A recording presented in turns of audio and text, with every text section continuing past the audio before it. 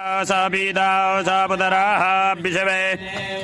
आदिदेहे पाञ्चजना आदिदर्जातामदिदर्जानितवाम्मादियो शान्तिरन्तरिक्षगं शान्ति पृथिवी शान्तिरापः शान्तिरोहदयः शान्ति वनस्पतयः शान्तिर्विषवे देवाः शान्ति ब्रह्म शान्ति